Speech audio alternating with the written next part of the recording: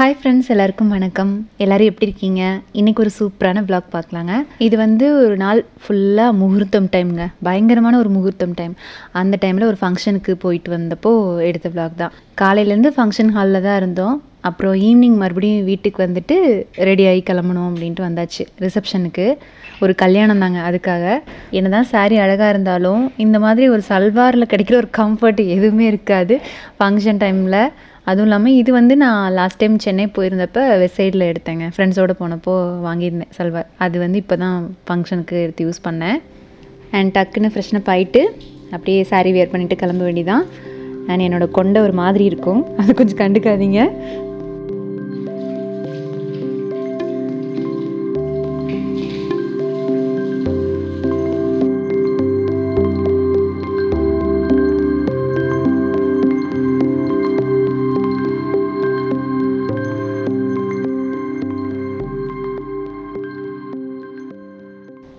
இது கொஞ்சம் முக்கியமான ஒரு மேரேஜ் ஃபங்க்ஷன் தாங்க.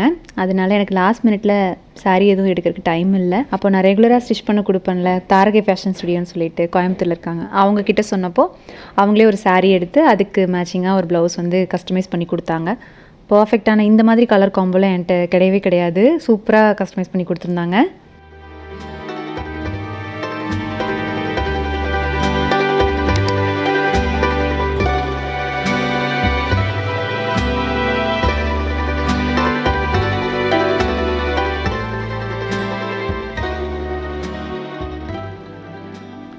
எப்போவுமே எங்கேயாச்சும் ரெடியாகி போகணும் அப்படின்னா சாரீலாம் முன்னாடியே ப்ரீப்ளீட் பண்ணி வச்சுட்டோம் அப்படின்னா கொஞ்சம் ஈஸியாக தான் இருக்கும். ஆனால் அன்றைக்கி அது கொஞ்சம் சோம்பேறித்தனமாக தான் இருந்துச்சு. நாள் ஏன் ப்ரீப்ளீட் பண்ணிவிட்டு நமக்கு தான் நல்லா சாரீ வேர் பண்ண தெரியுதில்ல, அதனால அந்த டைமுக்கு கரெக்டாக நம்ம எடுத்துக்கலாம் அப்படின்னு நினச்சிட்டு இருந்தேன். பட் எல்லாருமே ரெடி ஆகிட்டு இருக்கும்போது நமக்கு அதுவும் காட்டன் மாதிரி இல்லாமல் இந்த மாதிரி சாரீஸ்க்கு ப்ளீட் எடுக்கும்போது ஒருத்தரோட ஹெல்ப் தேவைப்படும். நான் யூஸ்வலாக டோர் மேலே போட்டு அப்படி ப்ளீட் எடுத்துக்குவேன். அதுவும் ஈஸியாக தான் இருக்கும். அன்றைக்கி பையன்கிட்ட கொடுத்து ஒரு பக்கம் பிடிச்சிக்கூடா அப்படின்னு சொல்லிட்டு ப்ளீட்லாம் எடுத்து டக்குன்னு வேர் பண்ணிட்டேங்க.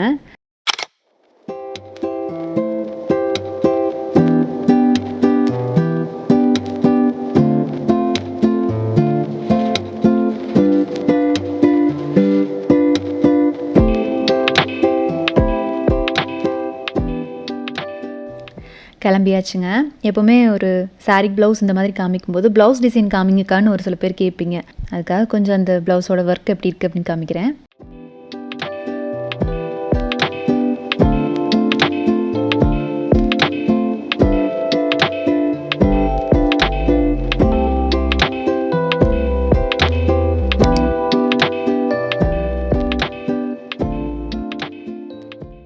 ரிசப்ஷன்லாம் முடிஞ்சுதுங்க. முடிஞ்சதுக்கப்புறம் நாங்கள் தான் ஒரு கும்பல் லாஸ்ட்டாக கொஞ்சம் பேர் அங்கே இருந்தோம் மண்டபத்தில். பிங்க் கலர் சாரீ வேர் பண்ணியிருக்காங்கல்ல, இவங்கள ஆல்ரெடி உங்களுக்கு தெரியும்னு நினைக்கிறேன். அத்தை தாங்க, அதாவது அம்மாவோட சின்ன அண்ணி. அந்த பக்கம் நிற்கிறது அம்மாவோட சின்ன அண்ணா. அப்புறம் நம்ம அப்பா கூட உட்காந்து பேசிகிட்டு இருக்காங்களா, அது என்னோடய சித்தப்பா. அம்மா அப்பாவும் நேராக ஊர்லேருந்து அப்படியே மண்டபத்துக்கு வந்துட்டாங்க. வீட்டுக்கு வரல, நேராக இங்கே ரிசப்ஷன் அட்டன் பண்ணிவிட்டு அப்புறமா தான் நம்ம வீட்டுக்கு வந்தாங்க.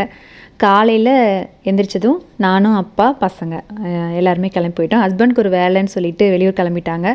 காலையில் ஃபங்க்ஷனுக்கு நாங்கள் மட்டும்தான் அட்டன் பண்ணோம். ஃபங்க்ஷன் முடிஞ்சு ஒரு 1 or 2 days தான் அம்மா அப்பாவும் பொள்ளாச்சியில் இருந்தாங்க. அதுக்கப்புறம் திருப்பி ஊருக்கு கிளம்பி போயிட்டாங்க.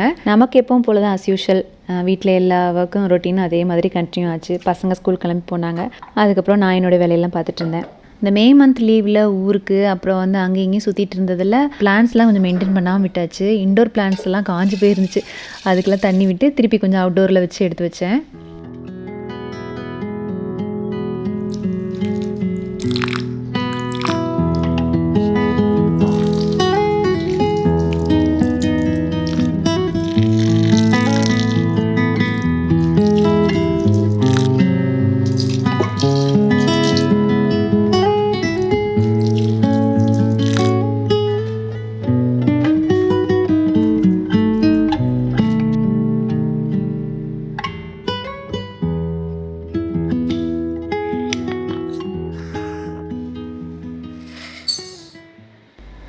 அன்றைக்கி மார்னிங் பசங்களுக்கு லன்ச் பார்த்திங்கன்னா ஒரு டிஃபன் ஐட்டம் தான் செஞ்சு கொடுத்துருந்தேன்.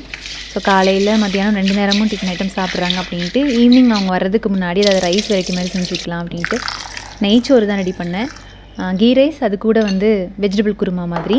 நெய்ச்சோறு வீடியோ வந்து நான் ஷார்ட்ஸில் கண்டிப்பாக ஷேர் பண்ணுறேன். அதுக்காக ஜீரக சம்பா அரிசி வந்து ஒரு 5 நிமிஷம் ஊறட்டும் அப்படின்ட்டு வச்சாச்சு.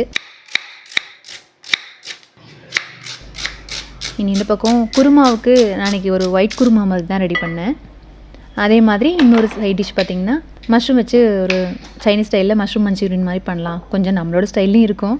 அதாவது மஷ்ரூம் கூட கார்ன்ஃப்ளவர், கொஞ்சம் கரம் மசாலா தூள், அப்புறம் ஒரு டேபிள் ஸ்பூன் இஞ்சி பூண்டு பேஸ்ட்டு, உப்பு இதை போட்டு மிக்ஸ் பண்ணி வச்சிட வேண்டியது. லைட்டாக தண்ணி தெளித்து இது வந்து இந்த நெய்ச்சோறு அப்புறம் குருமாலாம் ரெடி பண்ணதுக்கப்புறமா தான் இதை பண்ணணும். ஸோ அது வரைக்கும் இது ஊறட்டும் அப்படின்ட்டு மேரினேட் பண்ணி வச்சாச்சு.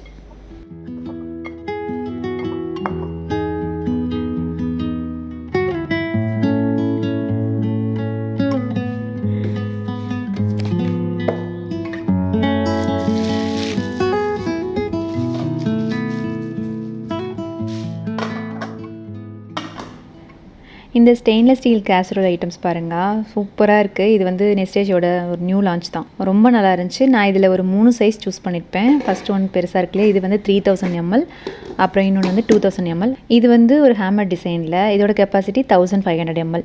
இது எப்படின்னா ஒரு டபுள் வால்ட் இன்சுலேஷன் இருக்கும், PUF லேயர் இருக்குது. இதில் ஈஸியாக grip இருக்கிற மாதிரி எட்ஜஸ் கொடுத்துருக்காங்க. அதே மாதிரி ரஸ்ட் ரெசிஸ்டன்ட். ஸ்டெயின்லெஸ் ஸ்டீலுமே நல்ல குவாலிட்டி. அண்ட் இதோட டிசைனே வந்து ஒரு மிரர் ஃபினிஷில் இருக்கும். செல்ஃப் லாக்கிங் லிட் இருக்குது. அண்ட் வாஷ் பண்ணி வச்சதுக்கப்புறம் அதில் எதுவுமே ஸ்மெல் வர்றதில்ல. நம்ம ஈஸியாக மெயின்டைன் பண்ணிக்கிற மாதிரி தான் இருக்குது. நான் இதை வந்து ஒரு ஹாட் பாக்ஸ் மாதிரி தான் இப்போ யூஸ் பண்ணிகிட்ருக்கேன்.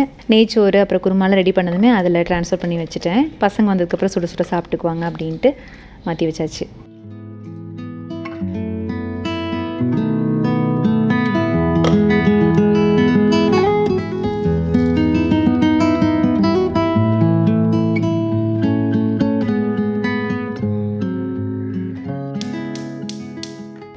ஓகே, இனி மஷ்ரூம்ஸ் வந்து மேரினேட் பண்ணி வச்சுருந்தேன்ல, அதை வந்து லைட்டாக கொஞ்சம் ஆயில் விட்டு அப்படியே நம்ம சும்மா ஃபஸ்ட்டு லைட்டாக ஃப்ரை பண்ணி எடுத்துக்கலாம்.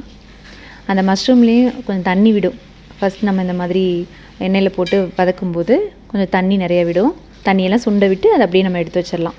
இதே மெத்தடில் நம்ம காலிஃப்ளவர் பண்ணலாம், பன்னீருக்கு பண்ணலாம், அந்த மாதிரி வெஜ்ஜீஸ் மட்டும் இல்லாமல் சிக்கனுக்கும் பண்ணலாம். சூப்பராக இருக்கும். மஷ்ரூம்ஸ் எடுத்து வச்சதுக்கப்புறமா அதே பேனில் மறுபடியும் கொஞ்சமாக எண்ணெய் விட்டு அதில் மிளகாத்தூள், Kashmiri red chilli powder, pepper powder அதெல்லாம் போட்டுட்டு கொஞ்சம் கார்ன்ஃப்ளவர் ஒரு டேபிள் ஸ்பூன் எடுத்து அதை தண்ணியில் மிக்ஸ் பண்ணி அதையும் கரைச்சி ஊற்றிருக்கேன்.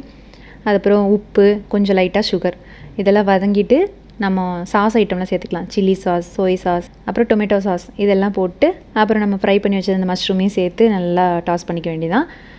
இதிலே வந்து பெரிய வெங்காயம், குடமிளகா இந்த மாதிரி இந்த ஸ்டேஜில் போட்டுட்டு கடைசியாக கொஞ்சம் ஸ்ப்ரிங் ஆனியன்ஸ் தூள் அப்படியே இறக்கி வச்சிட வேண்டியதான். இதிலே பச்சை மிளகா போடுறதுனாலும் போட்டுக்கலாம், சூப்பராக இருக்கும். காரமாக வேணும்னா லாஸ்ட்டாக கொஞ்சம் ஒயிட் செசமி சீட்ஸ் ஆட் பண்ணிட்டேன். இது அப்படியே ஆஃப் பண்ணிவிட்டு மூடி போட்டு வச்சிட்டேன், அந்த ஃப்ளேவர் அப்படியே இருக்கட்டும் அப்படின்ட்டு. ஆக்சுவலாக அந்த ஃப்ரை பேன் வந்து கொஞ்சம் ஆயில் கம்மியாக யூஸ் பண்ணுறதுக்குலாம் ரொம்ப நல்லாயிருக்கு. ஒரு ஹனிகோம் டிசைனில் nonstick triply induction safe fry pan தான், லிட்டோட வரும். இதுவும் நெஸ்டேஜியா பிராண்ட் தான். திக்னஸ் பார்த்தீங்கன்னா எக்ஸ்ட்ரா திக் ஒரு 2.5 mm triply construction outer layer கொடுத்துருக்காங்க. அவுட்டர் லேயர் ஆஃப் அந்த ஸ்டெயின்லெஸ் ஸ்டீல் இருக்குல்லையே, அது வந்து ஒரு சாண்ட்விச் பாட்டம் மாதிரி கொடுத்துருக்காங்க. இன்சைடில் நான்ஸ்டிக் கோட்டிங் தான், ஆனால் அது அவ்வளோ சீக்கிரம் பீல் ஆகி வராதுங்க. இது வந்து நம்ம ஸ்டவ்லையும் யூஸ் பண்ணிக்கலாம், அதே மாதிரி இண்டக்ஷன்லையும் யூஸ் பண்ணிக்கலாம். டிஷ்வாஷரில் நம்ம வாஷ் பண்ணுறனாலும் அதுலேயும் வாஷ் பண்ணிக்கலாம்.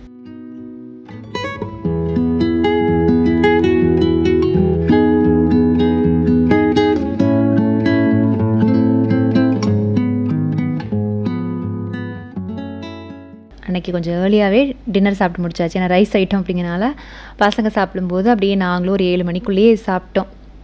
சூடாக சாப்பிட்டோம்னா வேலை முடிஞ்சு அப்படின்னு சொல்லிட்டு ரொம்ப சூப்பராக இருந்துச்சு. அந்த நெய்ச்சோறுக்கும் அப்புறம் வந்து ஒயிட் வெஜ் குருமா, அப்புறம் சைட் டிஷ் வந்து அந்த மஷ்ரூம் மஞ்சூரியன் செம்ம டேஸ்டியாக இருந்துச்சு.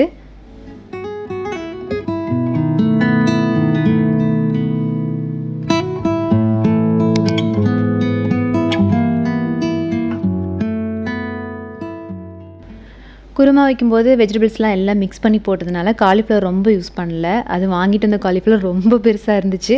அதில் பாதி தான் எடுத்து கிரேவிக்கு யூஸ் பண்ணேன், அப்புறம் பாதியை ஸ்டோர் பண்ணி வச்சிட்டேன். சரி நெக்ஸ்ட் டே லஞ்ச் பாக்ஸுக்கு பசங்களுக்கு ஃப்ரை பண்ணி கொடுத்து விடலாம் அப்படின்ட்டு அதை ஸ்டோர் பண்ணி வைக்கிறதுக்காக எடுத்து வச்சிட்டேன்.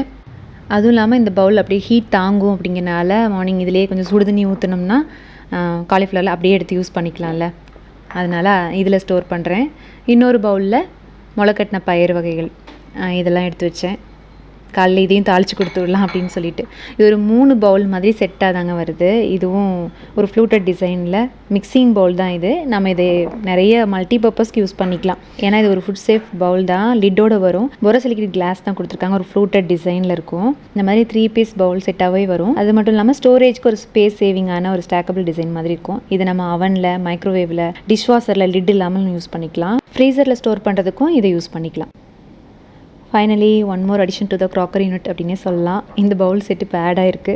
இது பாருங்கள், அவ்வளோ ஒரு அழகான ஒரு டிசைனில் 2 சர்விங் பவுல் தான், எல்லோ கலரில் சர்விங் பவுல் செட். இது நல்ல ஒரு ப்ரீமியமான டியூரபிள் செராமிக் தான். இது டிஷ்வாஷர் சேஃப், அப்புறம் மைக்ரோவேவ்லேயே நம்ம சேஃபாக யூஸ் பண்ணிக்கலாம். யூனிக்கான ஒரு ஸ்கேலப் ரிம் டிசைன் இருக்குது இதில். இதுவும் ஒரு 100% ஃபுட் சேஃப் பவுல் தான். இதில் நம்ம ரைஸ், கறி, ஸ்டியூ, சாலட் அந்த மாதிரி எது வேணால் சர்வ் பண்ணலாம்.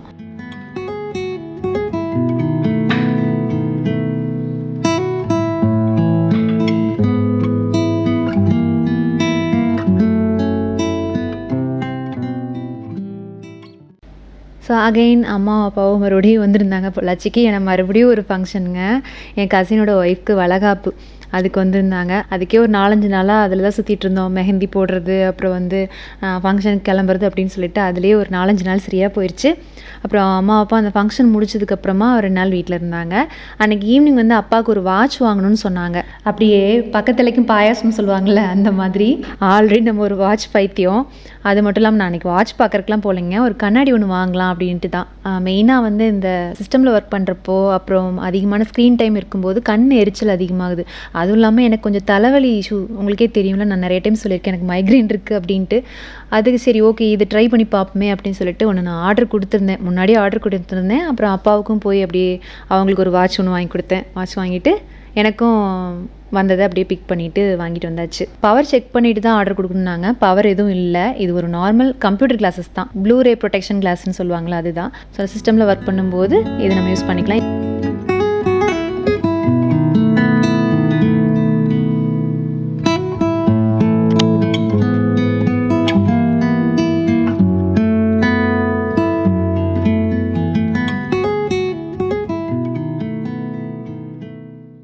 கூடவே பையனுக்கும் ஒரு கிளாஸ் ஒன்று ஆர்டர் கொடுத்தோம். அவனுக்கு கொஞ்சம் பவர் இருக்குது, அதாவது பிரத்திக் கொஞ்சம் பவர் இருக்குது.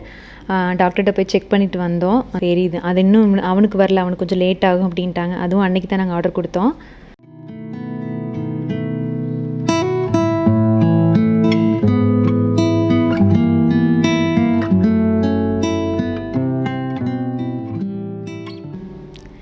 எங்கள் அப்பாவுக்கு பயங்கரமான ஒரு யோசனை, எப்படா ஊருக்கு போகலாம் அப்படின்னு சொல்லிட்டு. ஆக்சுவலாக அன்றைக்கி கிளம்புறதா தான் இருந்தாங்க.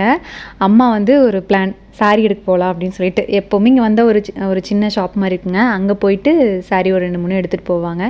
அதுக்காக தான் அன்றைக்கி இருந்துட்டாங்க. சரி ஓகே இன்றைக்கி நைட் இருந்துட்டு போய்க்கலாம் அப்படின்ட்டு.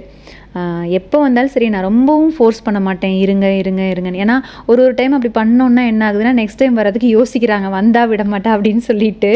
நான் அவங்கள எப்போவுமே வந்து எந்த ஒரு ரெஸ்ட்ரிக்ஷனும் பண்ண மாட்டேங்க. நானும் அதே மாதிரி தான், ரொம்ப டிபெண்ட் பண்ணி இருக்க மாட்டேன். எது கேட்குறதா இருந்தாலும் யோசிச்சு தான் கேட்பேன்னு வைங்களேன். எனக்கு இந்த ஹெல்ப் பண்ணுறீங்களா, இங்கே வந்து இருக்கிறீங்களா அப்படின்னு எதுவுமே நான் அப்படி ரொம்ப டிபெண்ட் பண்ணி நான் இருந்ததே கிடையாது. அப்படியே நானும் பழகிக்கிட்டேன், அந்த ஒரு சூழ்நிலையில் அப்படியே நானும் இருந்து பழகிக்கிட்டேன். அது எப்போ இருந்துன்னா, 2வது பையன் மெத்வா பிறந்ததுக்கப்புறம் தான் பயங்கர ஸ்ட்ராங்காக எதுவுமே நம்மளே செல்ஃபாகவே எல்லாம் ஹேண்டில் பண்ணிக்கலாங்கிற அளவுக்கு ஒரு லெசன் கிடச்சிதுன்னு வச்சுக்கோங்களேன். நிறைய டைம் நான் வந்து அப்பாவை இன்ஸ்பிரேஷனாக எடுத்துக்குவேன். அவங்கள விடவா நம்ம அப்படிங்கிற மாதிரி நிறைய இடங்களில் வந்து நான் அவங்கள யோசித்து பார்த்து நானே நிறைய விஷயங்கள் கற்றுக்கிட்டேன். டவுன் ஆகும்போதெல்லாம் வந்து எப்படி ஸ்ட்ராங் ஆகணும் அப்படிங்கிறதெல்லாம் வந்து லேர்ன் பண்ணிக்கிட்டேன். ஈவன் உங்களாலேயும் சொல்லலாம், இந்த ஒரு சோஷியல் மீடியா பிளாட்ஃபார்மும் அதே மாதிரி தான் எனக்கு டவுனாக இருந்த இடத்துலலாம் மேலே கொண்டு போய் வச்சுருக்கு, அதாவது பூஸ்டப் பண்ணியிருக்கு. அப்புறம் வந்து நான் எதுக்காக இந்த சேனல் ஸ்டார்ட் பண்ணேன்னா அதுக்காக தான் ஸ்டார்ட் பண்ணேன். ஸோ அது இப்போ வரைக்கும் எனக்கு அது உண்மையாகவே நீங்கள் அந்த அன்பு கொடுத்துட்டு தான் இருக்கீங்க. அது எப்போவுமே கண்டினியூ ஆகும் அப்படின்னு சொல்லி நான் நம்புகிறேன். ஸோ ஃப்ரெண்ட்ஸ், இந்த விலாக் எங்கேயோ ஆரம்பித்து எப்படியோ முடிச்சிருக்கேன். இந்த விலாக் உங்களுக்கு பிடிச்சிருக்குன்னு தோணுச்சுன்னா வீடியோக்கு ஒரு லைக் கொடுங்க. உங்களை அடுத்ததாக இன்னொரு இன்ட்ரெஸ்டிங்கான சூப்பரான விலாகில் சந்திக்கிறேன். தேங்க்யூ ஸோ மச் ஃபார் வாட்சிங் ஃப்ரெண்ட்ஸ். பை.